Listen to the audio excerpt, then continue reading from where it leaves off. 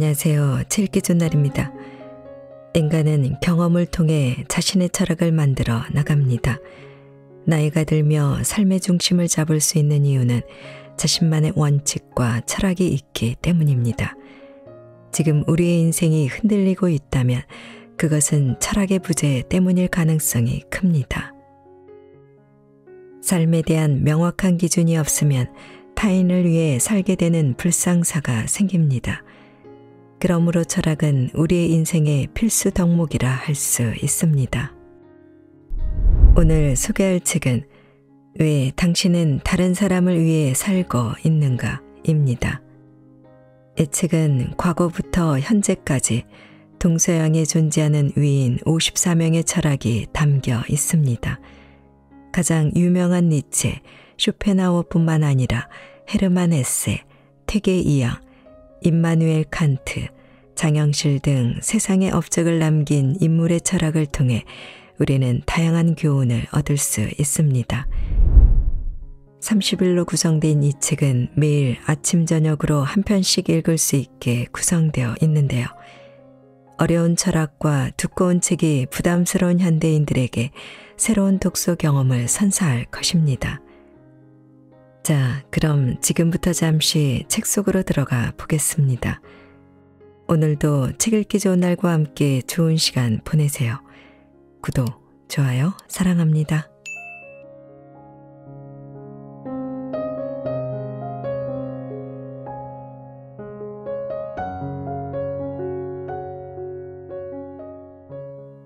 남 탓하며 꼬여가는 인생. 오스트리아의 의사인 알프레드 아들러. 그는 우리가 너무나 잘 알고 있는 미움받을 용기라는 말을 처음 꺼낸 사람이자 개인 심리학의 창시자이기도 하다. 그는 매번 주변 환경과 개인의 능력을 탓하는 사람의 심리를 분석하며 모든 문제가 어디서 발생하는지를 이야기해 왔다. 그가 한 이야기 중 가장 중점적인 지점은 삶을 바라보는 내면의 시선이 중요하다는 말이다. 인생이 힘든 게 아니라 당신이 인생을 힘들게 만드는 것이다. 우리는 종종 외부 환경이나 조건을 탓하며 인생이 힘들어졌다고 말한다. 그리고 스스로 인생을 밑도 끝도 없는 비극의 구덩이로 밀어 넣는다. 자신에게 주어진 조건에서 나의 한계는 이 정도라서 어쩔 수 없다고 말하며 선을 긋고 넘을 수 없는 벽을 세워버린다. 알프레드 아들러가 단호히 지적했듯이 실제로는 누가 시킨 것도 아닌 본인 스스로 불행을 만들어낸 것이다. 뼈아프지만 사실이다. 남 탓을 하며 자기 인생의 한계를 규정짓는 사람의 방어적 심리는 90% 이상 자신의 실패나 문제를 인정하기 싫은 마음에서 비롯된다고 한다. 자신을 제외한 외부적 요인에서 그 이유를 찾게 된다면 모든 문제에 대한 고민이 한 번에 해결된다. 모든 것을 탓해버리면 원인, 결과가 빠르게 드러나기 때문이다. 내가 이렇게 사는 건 그 사람 탓이야. 내가 이렇게 된 건 부모님 탓이야. 내가 이렇게 된 건 사회가 이런 모양이어서 그래. 단기적으로는 심리적인 편안함을 느낄 수 있지만 끝내 무력감의 늪에 빠지게 될 테다. 이들은 머지않아 자신의 인생을 힘들게 만드는 악순환의 시작점에 서게 된다. 그리고 더 고민하고 노력하지 않아도 되는 포기의 함정에 깊숙이 빠지게 된다. 이제 정반대로 생각해 보자. 첫 결단이 힘들어도 삶의 문제를 자신의 문제로 규정하게 되면 어떤 효과가 생길까? 1. 문제 해결이라는 키워드가 떠오르게 되고 why, 왜 이런 일이 일어났을까에 대한 생각에서 하오 어떻게 해결할 것인가로 생각이 자연스럽게 흘러가게 된다. 2. 오너십의 습관화를 통해 앞으로 다가오는 모든 도전을 회피하지 않고 남을 탓하지 않는 건강한 습관이 생기게 된다. 3. 삶의 통제력이 상승한다. 탓하는 습관은 결국 내가 통제할 수 없는 영역에 나의 문제를 방치하는 것과 같다. 내가 내 문제를 가지고 있으면 통제력이 100%가 되는 것이다. 다시 한번 말하지만 당신의 인생이 힘든 게 아니라 당신이 인생을 힘들게 만드는 것이다. 이제 이 말을 희망의 메시지로 받아들이자. 정말 내가 인생을 힘들게 만들고 있었던 주체라면, 진정으로 그렇다면 인생을 더는 힘들게 하지 않고 더 낫게 만들 수 있는 힘 또한 나에게 있다는 뜻이다. 내가 나의 능력과 통제력을 인정하는 순간 삶의 흐름은 180도 바뀐다. 그때부터 삶은 그대의 손에 들어오게 된다. 오늘부터 나의 변화는 곧 인생의 변화라고 생각해라. 마음을 먹는 순간부터 그대는 이미 달라지기 시작했다.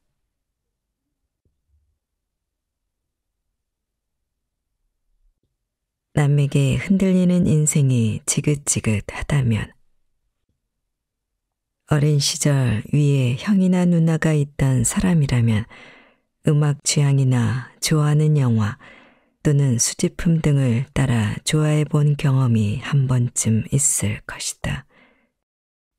형제자매가 아니더라도 우리는 부모 또는 선망하는 누군가의 취향을 종종 따라하곤 한다. 시간이 흘러 그것을 왜 좋아했나 생각해 보면 사실 그 사람이 좋아서 따라했던 것이지 구체적이고 명확한 이유가 없는 경우가 많다. 그런 이유 없는 취향에 대한 애정은 관계의 소원함에 따라 식을 법도 하지만 흥미롭게도 좋아했던 마음은 의외로 오래 남아 나의 취향으로 꾸준히 자리 잡은 경우가 많다. 상대에 대한 마음과는 별개로 이미 몸과 마음의 습관으로 스며든 것이다. 여전히 왜 좋아하는지는 이유도 모른 채 말이다. 이렇듯 우리는 윗사람으로 불리는 존재에게 많은 영향을 받으며 자란다. 그 안에는 모방이라는 단어가 있다. 처음에는 그저 따라하기 바빠 정확히 이유를 모르며 쫓아가지만 이러한 모방의 반복을 통해 우리는 점차 그것을 나의 것으로 소유하게 된다. 그렇게 우리에겐 건강한 모방이 참 중요하고 이것을 파악하는 한 뼘의 지혜가 필요하다. 중국 유교 사상에 큰 영향을 끼친 인물로 평가받는 공자는 위와 같은 관점에서 윗사람이 아랫사람에게 미치는 행동의 중요성을 강조했다. 위에서 뭔가를 좋아하면 아래는 반드시 따라하되 그 정도가 더 심하다. 군자의 덕은 바람이고 소인의 덕은 풀이다. 불 위로 바람이 불면 불은 누울 수밖에 없다. 공자는 이 문장에서 리더의 행동이 따르는 사람들에게 어떠한 영향을 미치는지를 강조하며 무조건적인 모방이 반복되면 정신의 독립성을 점차 소실하게 된다는 점을 시사한다. 사람들은 종종 자신이 어떤 사람을 좋아하는지 그리고 그 사람의 어떤 행동을 모방하는지에 대해 명확하게 인식하지 못한다. 그 결과 그들은 자신이 진심으로 좋아한다고 믿는 행동을 과장하게 표현하게 되며 이는 자신의 진정한 정체성과 방향성을 형성하는 데 방해가 된다. 이러한 인식의 오류가 낳는 가장 큰 문제는 자신만의 방향성을 만들어야 하는 인생의 시기에 오로지 남의 방향성을 흡수하기에 급급하여 허송세월을 보내는 것이다. 게다가 좋은 흡수와 나쁜 흡수의 기준을 분간하기 어려운 시대이니 수많은 사람들이 쉽게 영향받고 쉽게 동화되고 있다. 이 글을 쓰고 있는 나도 똑같은 과정을 겪고 똑같은 실수를 범했다. 성인이 되어서도 내가 무엇을 좋아하는지, 나의 꿈이 무엇인지, 무엇을 위해 사는지 모른 채 오직 남을 기쁘게 해주기 위해 살아왔다. 누군가를 계속 모방하면서 말이다. 성인이 된 이후 오랜 세월 동안 공자가 말한 소인의 덕, 바람이 불면 누워버리는 불로 존재해왔던 것이다. 우리는 바람이 되어야 한다.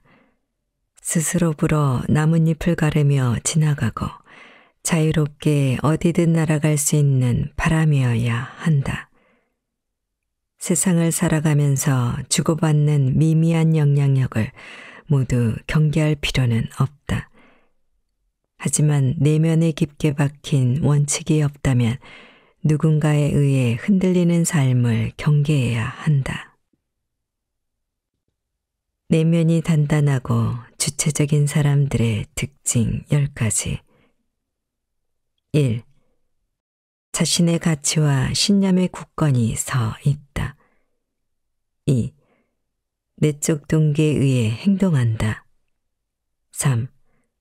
감정의 파도에 휩쓸리지 않는다. 4. 나의 판단력을 신뢰한다. 5. 변화와 도전을 두려워하지 않는다.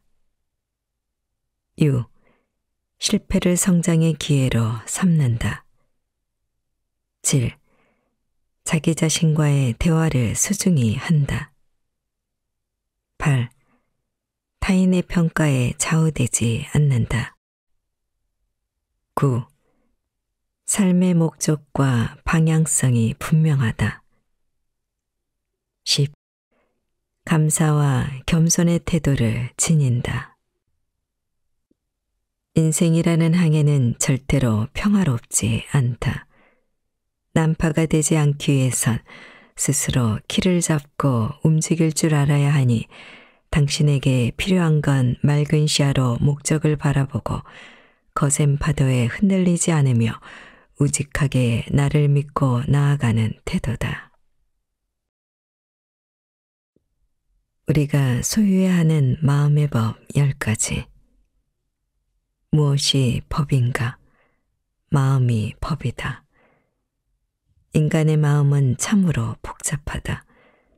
때로는 우리의 의지대로 모든 것이 순조롭게 진행되는 듯하다가도 갑작스레 허무함이 밀려와 아무것도 이루어지지 않는 것처럼 느껴질 때가 있다.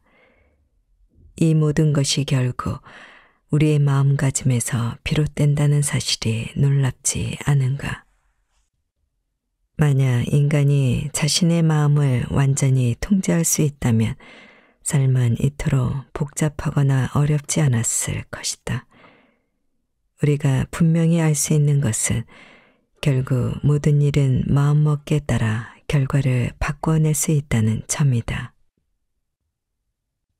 당나라의 승려 임재 의원이 말한 결국 마음이 법은 우리의 마음을 두고 한 말로 단번에 이해되는 표현이 아닐 수 있다.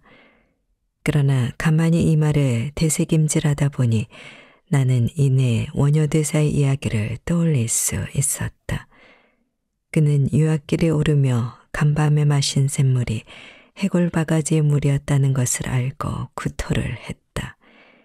이 경험을 통해 일체유심조라는 깨달음을 얻었다. 그의 깨달음은 모든 것이 마음먹기에 달렸다는 것, 내 마음이 그것을 규정하면 그것이고 법이 되어 나의 내면에 스며든다는 뜻을 담고 있다. 우리가 어떤 마음을 품고 어떤 가치관으로 세상을 바라보느냐에 따라 세상은 다르게 반응한다. 세상은 우리의 시선으로부터 결코 분리될 수 없다. 마음은 실체가 없다. 우리 자신이 그 마음의 형태이기 때문이다. 우리가 가진 사유와 직관, 신념이 모여 나의 마음을 이루고 그 마음을 통해 세상을 바라본다.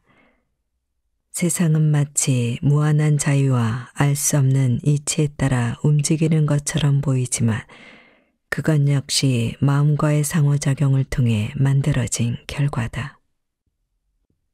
프랑스 철학자 푸코는 딱딱한 규율이 내면화되면 그것이 자신을 감시한다라고 말했다.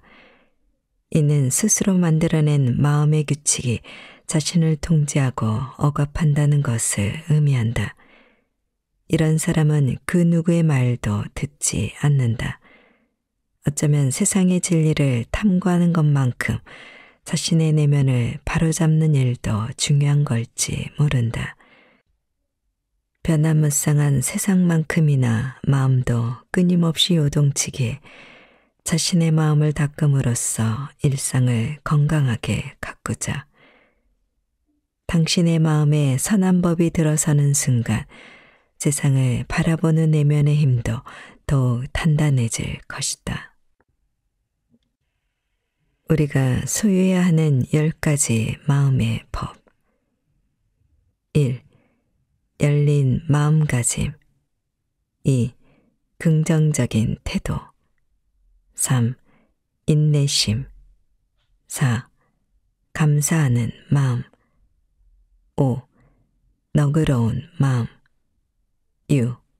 호기심. 7. 용서하는 마음. 8. 자기 수용. 9. 창의적 사고. 10. 평정심.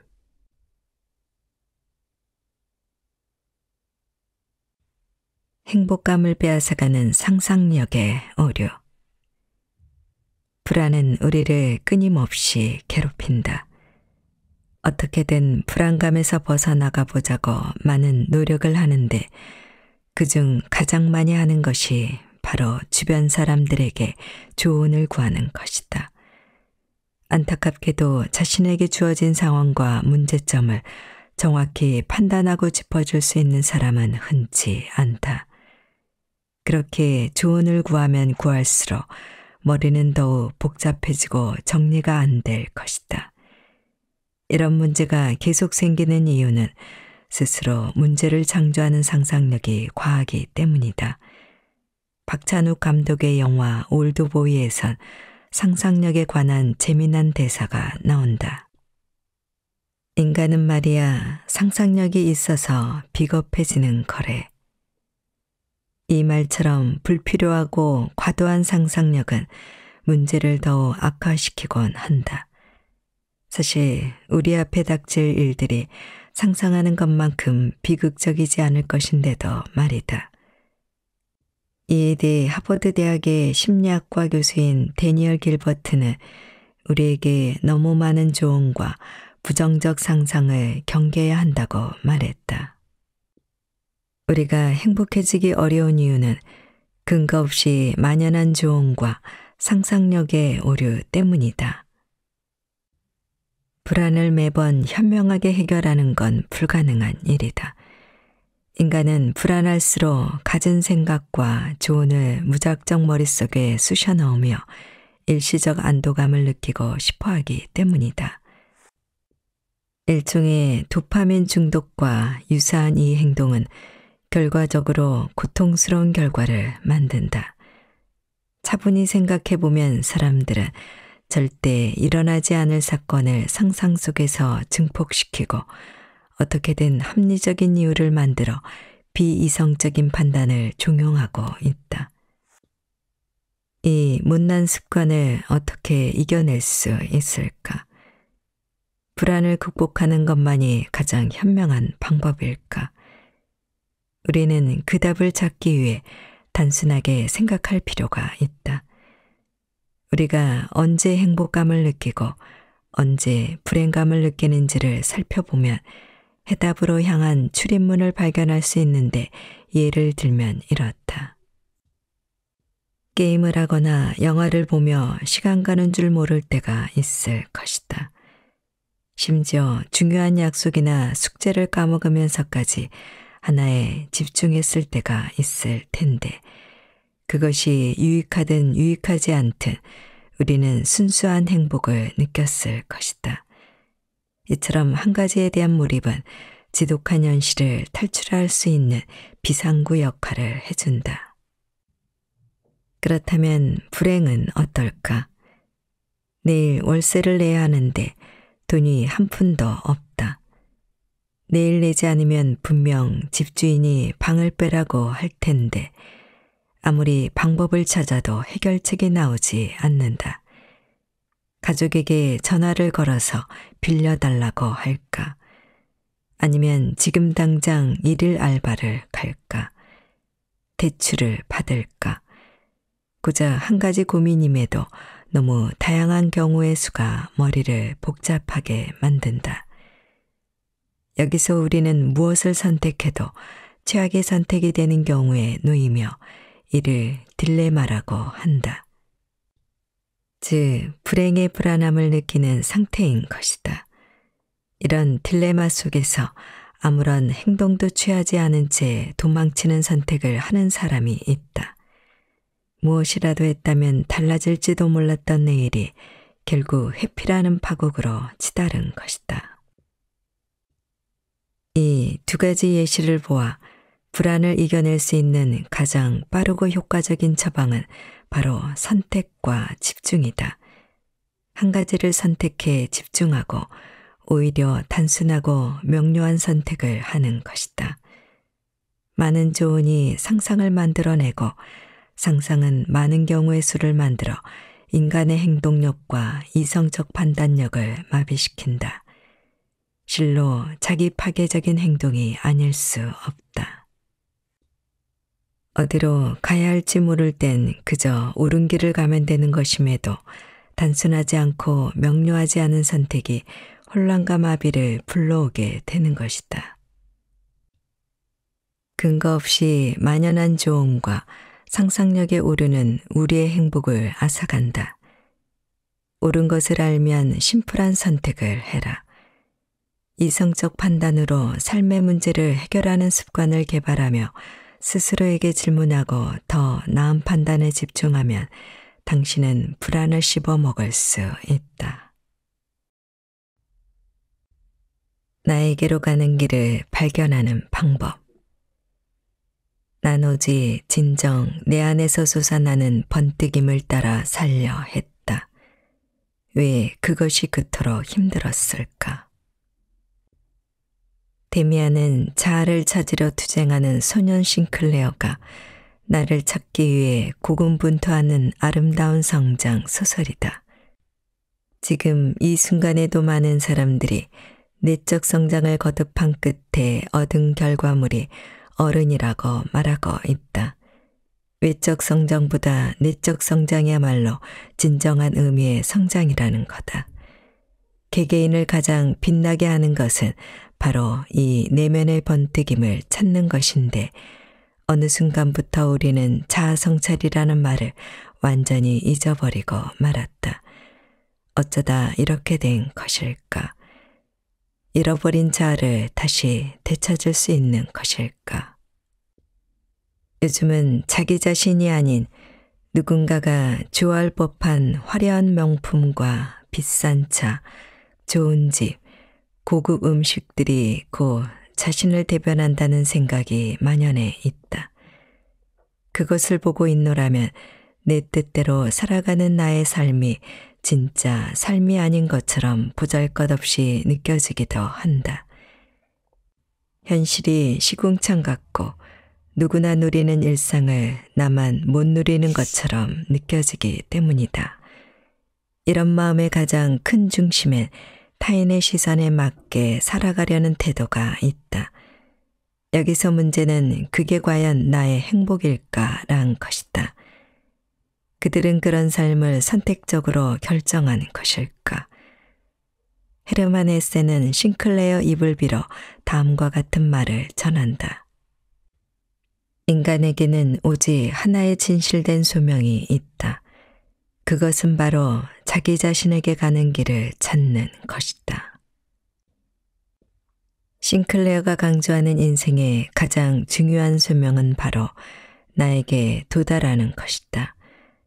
남들이 시키는 대로, 말하는 대로 나의 길을 결정해서는 안 된다는 뜻이다. 애초에 삶의 정답이란 존재하지 않으며 그들이 인생을 책임져 주지도 않는다. 남들의 선택과 남들의 의견은 나에게로 가는 길이 아니라 그저 보편적으로 선택하는 것일 뿐, 그 누구도 그것이 올바른 답이라 확증한 적은 없다. 다수의 선택이 정답이라면 성공은 다수의 몫이어야 한다. 허나 매번 성공은 소수의 몫이었다. 이미 이 점에서 우리는 논리적 괴리를 발견할 수 있다. 그렇다면 우리에게 자아의 번뜩임이 사라진 이유는 무엇일까? 모두 어린 시절에 한 번쯤 말도 안 되는 상상을 해본 적 있을 것이다. 하늘을 나는 자동차나 수상도시, 우주여행 등 그리기만 하면 마음껏 뿜어내던 나만의 상상을 이젠 그리기 힘들어졌다. 그 상상은 현실이란 이름하에 수없이 질책받아 왔다. 그렇다. 번뜩임은 보편의 테두리 밖에 존재하는 것이다.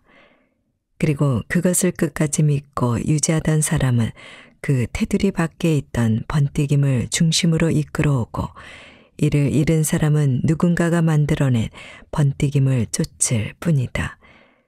그렇게 되면 우린 매번 쫓아다니는 삶을 살아가게 된다. 매서운 말이지만 인생은 한 번뿐이다. 단 한 번뿐인 인생을 살아내는데 그 안을 나의 것이 아닌 다른 이의 것으로 채우는 것만큼 공허한 것도 없다. 가끔은 세상의 흐름을 끊어내고 나 자신과 대화하는 침전의 시간이 필요하다. 아름다운 하늘과 풀잎을 바라보고 청아한 새소리를 들으며 다음 질문을 곱씹어 보자.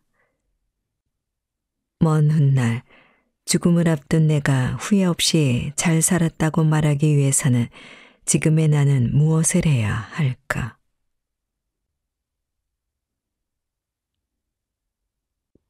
힘든 순간에 누가 나를 위해 달려와 줄까?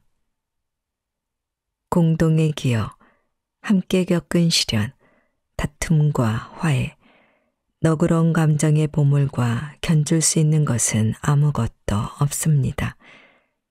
아침에 도토리를 심고 오후에 참나무 그늘에 앉기를 기대하는 것은 헛된 일입니다. 오랜 시간을 거쳐 천천히 가꾼 인간관계는 그 어떤 것으로도 대체하기 어렵다. 잠시 눈을 감고 생각해 보자. 나는 힘든 순간에 누구에게 전화할 것인가? 누구에게 달려갈 것인가? 누가 나를 위해 달려와 줄 것인가? 생각나는 사람이 있다면 당신은 참나무 같은 친구를 둔 사람이다. 무릇 좋은 관계란 생태치 페리의 표현처럼 시간과 과정을 정직하게 겪으며 자라나야 한다. 몇 년 전부터 인맥정리라는 용어를 빈번하게 듣고 있다. 연락을 주고받지 않거나 일련의 사건을 통해 의가 상하면 연락처를 지우고 관계를 끊는 것을 말하는데 사실 너무나 막연한 개념이라 신조어라 부를 필요도 없다. 사람들은 왜 인맥을 정리하기 시작한 걸까? 참나무처럼 오랜 시간 자라야 하는 것이 관계임에도 불구하고 왜 사람들은 정기적으로 인간관계를 정리하려고 하는 걸까? 이것에 대한 결론을 감히 단정 지을 수는 없을 것이다. 관계란 인생에서 가장 어려운 문제라고 역사적으로 언급될 만큼 복잡하고 난해한 영역이다. 사람들을 경악하게 만들었던 역사적 사건들도 모두 사람 사이의 이해관계 상충으로 일어나지 않았는가. 하지만 요즘 시대를 살펴보며 확실하게 언급할 수 있는 것이 하나 있다. 그건 바로 진짜와 가짜들이다. 그 어떤 시대보다 황금만능주의와 자본주의가 팽배하는 지금, 사람들은 다른 사람의 등을 밟고 더 높은 곳으로 가려는 욕구를 가지고 있다. 그러니 멀쩡히 친구로 지내던 사람이 갑자기 나에게 무언가를 바라는 사람으로 변하고, 좋은 사람이라고 믿었던 사람이 금세 나에게 어떤 행동을 하도록 종용하지 않는가. 이 과정에서 많은 사람이 인간관계에 실망해 버린 것이다. 진짜와 가짜를 규명하는 기준은 각자 다르겠지만 한 가지는 분명하다. 그들은 모두 관계 안에서 짙은 실망을 경험했다. 2015년 SBS 드라마 별에서 온 그대에서도 비슷한 표현이 나오는데, 주인공 천송이는 이렇게 말했다. 내가 이번에 바닥을 치면서 기분 참 더러울 때가 많았는데 한 가지 좋은 점이 있다. 사람이 딱 걸러져. 진짜 내 편과 내 편을 가장한 척. 인생에서 가장 큰 시련이 오는 거, 한 번씩 진짜와 가짜를 걸러내라는 하나님이 주신 큰 기회가 아닌가 싶어. 어떤 사건으로 인맥이 정리될 때도 많지만 내가 시련을 겪었을 때 진짜와 가짜가 진정 구별된다. 진짜와 가짜는 여전히 내 주변에 존재하며 앞으로도 존재할 것이다. 그리고 그 가짜 친구는 지속해서 당신을 괴롭힐 것이다. 오죽하면 세상에서 가장 위험한 동물을 가짜 친구라고 하겠는가. 그러니 그들의 행동에 부디 휩쓸리지 않기를 바란다. 반대로 인맥 정리는 나를 보호하기 위한 건강한 조치로서 존재해야 하지, 일종의 습성으로 자리 잡으면 진짜 친구까지 잃기 쉽다. 그것은 큰 재산을 잃는 것과 같다. 인생에서 발생하는 일련의 사건을 겪으며 녹익어가는 것이 바로 인간관계다. 단 한 번의 사건으로 마음이 상해 오래된 관계를 쉽게 절단하는 습관은 이쯤에서 그만둬야 하지 않을까. 따라서 건강한 관계를 위한 9가지 방법을 공개한다. 건강한 관계를 위한 9가지 방법. 1. 모든 관계는 서로에 대한 이해도 0에서 시작한다. 작은 불편감은 당연히 존재할 수밖에 없다. 2. 소통은 깊은 관계에 필수적이다. 소통을 피하는 관계는 발전하지 않는다. 3. 신뢰는 모든 관계의 기초이다. 신뢰를 구축하고 유지하는 것은 원래 오랜 시간이 걸린다. 4. 존중이 없다면 멀리 가지 못한다. 서로의 차이를 인정하고 서로의 경계를 존중해야 한다. 5. 관계는 쌍방의 노력이 필요하다. 한 사람만의 노력으로는 건강한 관계는 불가능하다. 6. 용서는 관계를 회복하는 데 가장 강력한 도구다. 기억해둬라. 꼭 쓸 때가 있을 것이다. 7. 감사하는 표현을 자주 해줘라. 작은 것에 감사해야 하는 관계는 더욱 끈끈해진다. 8. 아닌 관계를 붙들고 있지 마라.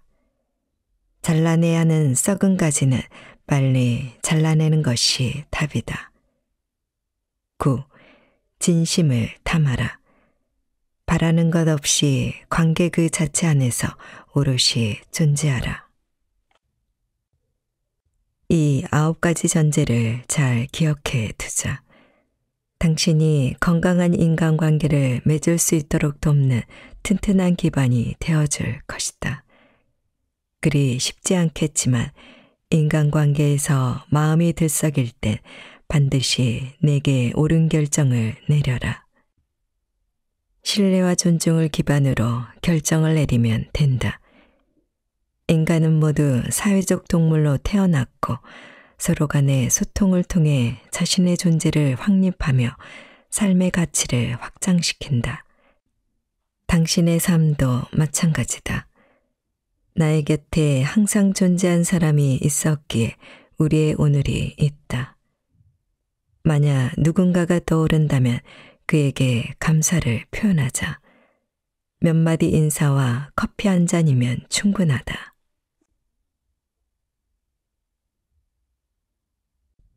무엇이든 전부 이룰 수 있는 단 하나의 방법. 중학교 시절 국어 선생님은 수업 시간에 대뜸 목표가 무엇이든 전부 이룰 수 있는 단 하나의 비법을 알려주신다고 하셨다. 그리고 이 비법은 하루에 3초만 투자하면 될 만큼 간단하고 쉬운 것이라 하시며 만약 틀릴 시 자신을 탓해도 좋다고 할 만큼 자신만만하셨다. 당시 수업을 듣던 우리는 그 말이 틀릴 시 선생님께 반박할 생각으로 귀를 기울였는데 놀랍게도 그건 1년간 매일 팔굽혀펴기 하나만 하는 것이었다. 황당한 우리는 그런 걸 못하는 게 말이 되냐며 비웃었고 선생님은 정말 그걸 해낼 시 자신을 찾아오라고 말씀하셨다. 그때부터 나와 반 친구들은 매일 팔굽혀펴기를 하기로 마음먹었다. 하지만 1년이 지났을 때 우리는 누구도 선생님을 찾아가지 못했다. 아니, 그 약속을 했다는 기억조차 까맣게 잊어버렸다. 물론 3, 4일 정도는 열심히 했다. 어느 날은 하나 정도가 뭐가 어렵다는 거냐며 10개에서 20개를 하는 날도 있었다. 하지만 10에서 20일을 하진 못했다. 한참 후 사회생활을 하면서 나는 선생님이 말씀하신 말의 진정한 의미를 깨닫게 되었다. 처음 마음처럼 무언가 끝까지 해내는 것은 상상 이상으로 대단한 능력이었던 것이다. 도교의 창시자로 알려진 노자의 저서 도덕경에 이런 구절이 있다. 세상 사람들의 일을 보아하니 항상 거의 다 이루어질 듯하다가 실패한다. 끝쯤에도 처음 시작할 때처럼 하면 실패하는 일이 적을 것이다. 노자의 문장에 따르면 흔히 이야기하는 시작이 반이라는 표현은 분명 의미가 있다. 우리는 꾸준함이라는 성을 점령하기 위해 얼마나 많은 장애물을 건너고 있는가. 매일 무언가를 하기 위해 피곤함과 씨름하고 카카오톡 메시지, 유튜브, 음주와 같은 망각을 뚫고 무언가를 해내고 있는 당신이 얼마나 위대한지 아마 모를 것이다. 오늘 하루 이 책을 펼친 당신도 같은 마음이지 않을까 싶다. 매일 아침 저녁으로 30일 동안 꾸준히 책을 읽는 것은 결코 쉬운 일이 아니다. 읽는데 10분도 걸리지 않지만 얼마나 많은 유혹을 뚫고 이 책을 펼쳐 들었는가. 누군가는 지하철에서, 누군가는 카페에서, 누군가는 침대에서 이 책을 읽고 있을 것이다. 이 글을 읽는 당신을 응원하고 또 칭찬하고 싶다. 많은 사람이 놓치고 있는 꾸준함이라는 단어를 우리는 지금 함께 정복하고 있다. 힘들다고 해서 쉽게 포기하지 말자. 이 과정을 겪어내면 우리는 시작의 기쁨이 아니라 과정의 기쁨과 끝맺음의 기쁨을 느낄 수 있다. 꾸준함은 곧 근육이다. 끝맺는 능력도 근육이다. 시작하는 능력도 근육이다. 우리가 비교적 힘들다고 느끼는 이유는 마치 뒤로 걸을 때의 어색함처럼 첫 도전, 첫 시도에서 오는 근육통일 뿐 그 모든 것은 유쾌한 원동력으로 전환될 것이다. 아마 그 과정에서 시작의 횟수보다 끝맺음의 횟수가 현격히 적다는 걸 알게 될 것이다. 개의치 말자. 끝맺는 횟수가 중요한 것이 아니라 꾸준히 움직이고 있다는 것이 중요하다.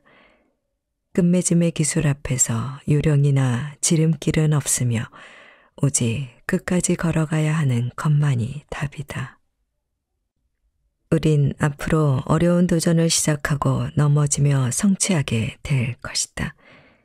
그러니 내 스승의 지혜를 잠시 빌려 자신에게 적용해 보자. 과하게 하지 말고 작은 것부터 하나씩 꾸준히 해내는 도전을 시작하자. 꼭 팔굽혀펴기가 아니어도 좋다. 1분 스트레칭도 좋고 이불 정리도 좋다. 무언가를 꾸준히 하는 힘을 쌓아 성취의 경험을 축적하고 끝맺음의 횟수를 차근히 늘려가 보자.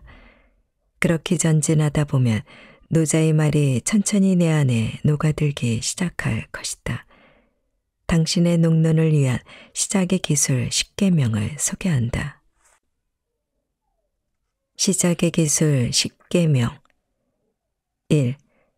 달성하고자 하는 목표를 명확히 설정한다. 2. 계획을 세우고 단계별로 실행한다. 3. 초심을 잃지 않고 꾸준히 노력한다. 4.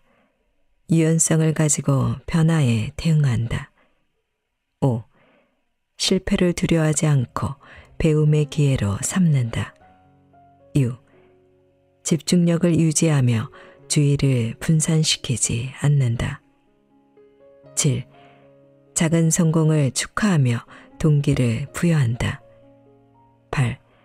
자기 반성을 통해 계속해서 개선한다. 9.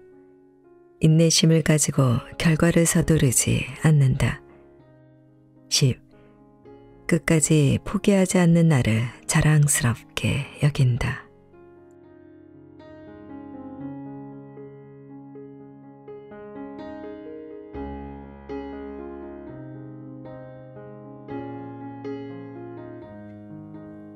책 읽기 좋은 날 오늘은 여기까지입니다. 안전하고 포근한 시간 되세요. 사랑합니다.